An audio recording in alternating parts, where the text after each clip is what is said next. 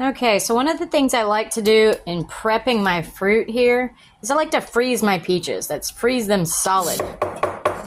Just knock that on the counter just like that. If you freeze them solid, then when you go to peel them, you can just squeeze the skin right off of them.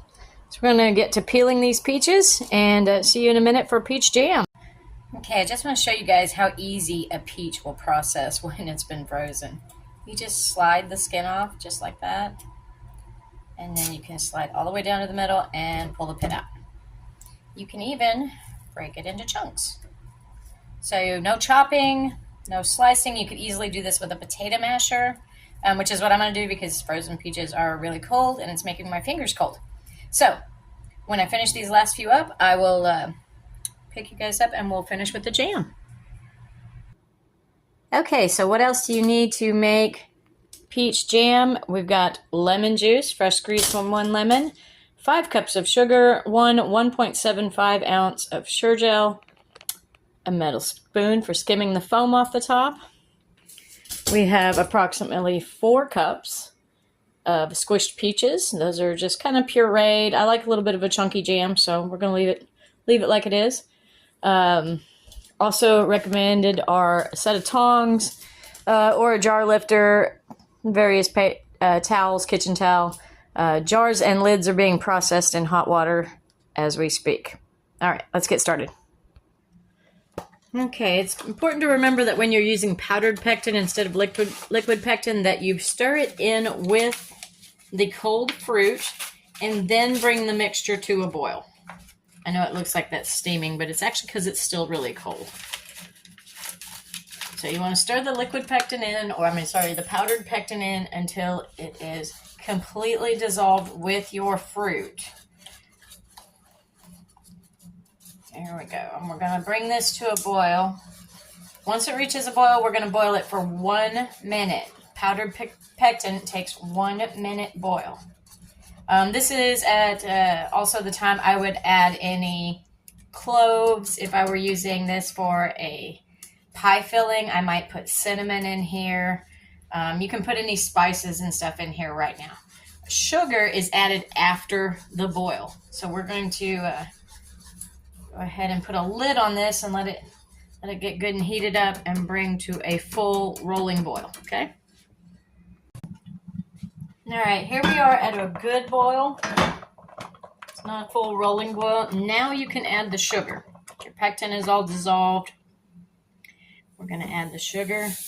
We're going to stir it in to dissolve it very quickly and then bring this to a full rolling boil that cannot be stirred down. So we're going to put the lid back on it and let it come to a full rolling boil. I also added the lemon juice off camera.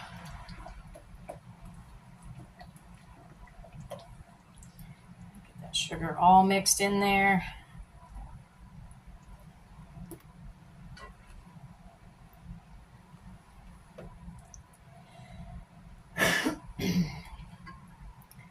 I love using a Dutch oven for this just because the cleanup is really easy. This enamel Dutch oven doesn't stick and you can just use really, really hot water to get the sticky, tacky jam residue off the sides of it. I also like how evenly it heats. When you put the lid on top of it, it really holds the heat in really well and helps things come to a good boil. So it's great to use for jams. I got it as a gift. It came from Amazon. I'm not monetized, so I don't know what type of a link I would give you. But just go, it's an Amazon Basics Dutch oven. It's pretty cool. I love it. It's been just pretty much priceless kitchen edition. If you don't have a Dutch oven, any Dutch oven is an essential kitchen tool if you're going to be making all kinds of things. And jams are just one of the many things an enameled Dutch oven is really, really good for. So we're going to put the lid on this now.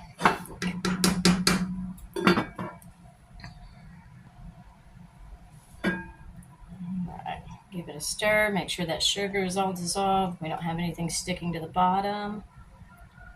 Not quite there yet. Okay. All right, and here we go. There's a boil that cannot be stirred down. Look at that. We're We're gonna let that keep going, keep going, keep going. It needs to boil for 60 seconds at this rolling boil. We're just gonna start timing it now.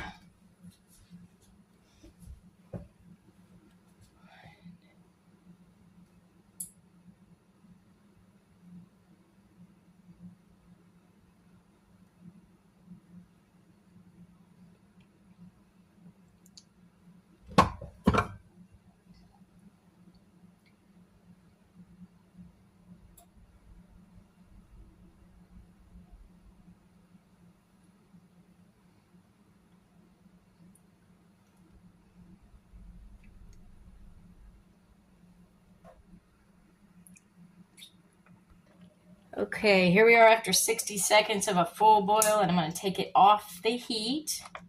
So I've turned the heat completely off. And I'm going to use my metal spoon to skim the foam off the top.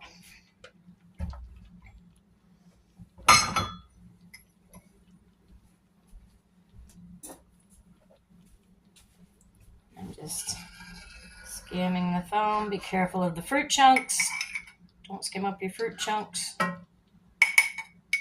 It's a metal slotted spoon, works great for getting the juice back in there, but getting the foam off the top of it. There's nothing really wrong with the foam. It's not bad. It tastes funny when you pop open your jar, and it doesn't make pretty jelly. So we just skim it off the top. I'm getting a few peaches in here, but that's okay. We'll deal with it. There's really not as much as it looks like when you open it up. It's probably about a 1/4 cup by volume or whatever. Maybe. Get all that foam out of there.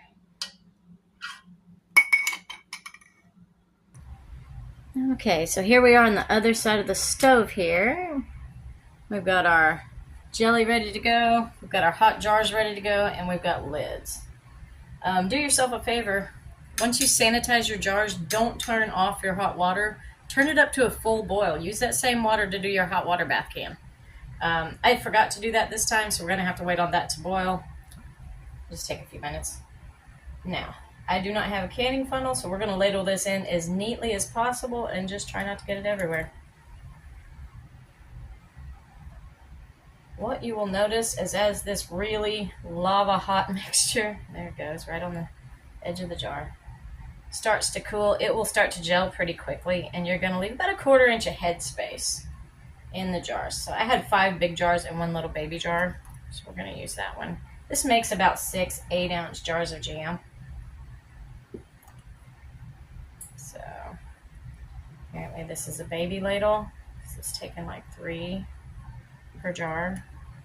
About a 1/4 inch head space. There we go.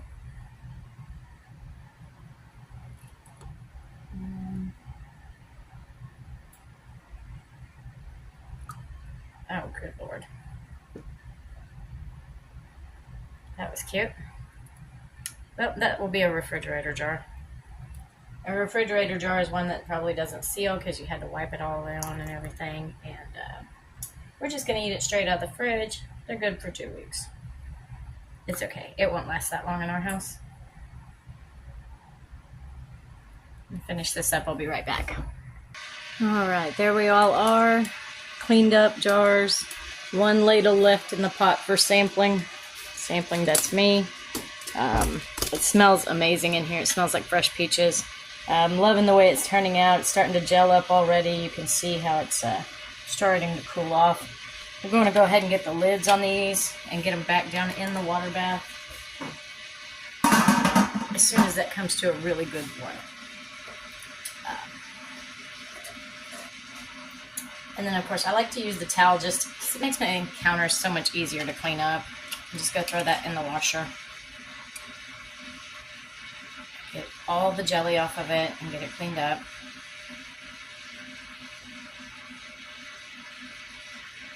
Center those lids up on there. Put the bands finger tight. Ow. The jars are really hot at this point. They're still very, very jelly. Lava jelly. So I've been thinking about doing a jalapeno peach or a habanero peach, and I didn't do it with this batch, but I think I might with the next batch. Y'all let me know in the comments if you want to see me add a habanero to this, or what else do you do with your peaches? I mean, we can make pie filling, I guess. We just don't do a lot of pie here around our house. 6 jars of jelly would be like a year's worth. So I'm going to give this away. I'm going to share it with some friends and family. Hope they enjoy it. I'm sure they will. Like and subscribe if you like this video, and check out my blueberry jam video. We used a liquid pectin for that, and the process is just a little bit different. So let me know how you feel. Okay, I'm going to drop these down into some really hot water. I don't have a jar grabber, but I've got a pair of silicone tongs and a slotted spoon. Same effect. I actually do have a jar grabber somewhere. I don't know where it's at. But this just shows you, you know, I'm pretty sure my grandparents and ancestors didn't have crazy fancy equipment to do all this with either. So just use whatever you have. And with whatever fruit is in season that you got a good deal on. So I got these peaches actually at the Stratford Peach Festival from Stratford, Oklahoma. And it's a great peach festival. It's been around since I was a little girl.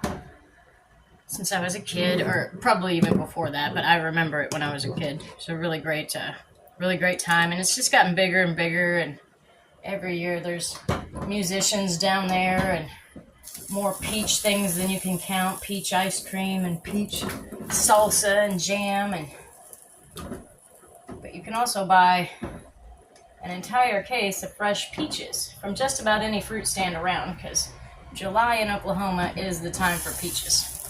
All right, got those down in there. We're going to process those at a boil for 10 minutes. 10 minutes. See you soon. Okay, here we are at the 10-minute mark. Take that off the heat. Let's move it to the front of the stove. Get it completely away from the heat. Let it settle down for a second. There we go. And we're going to get them out the same way we got them in.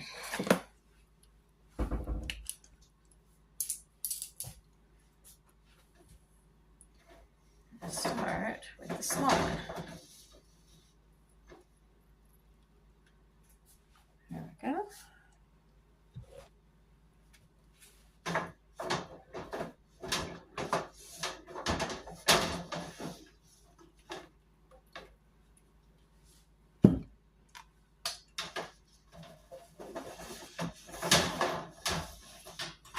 Scoop them out, scoop them in.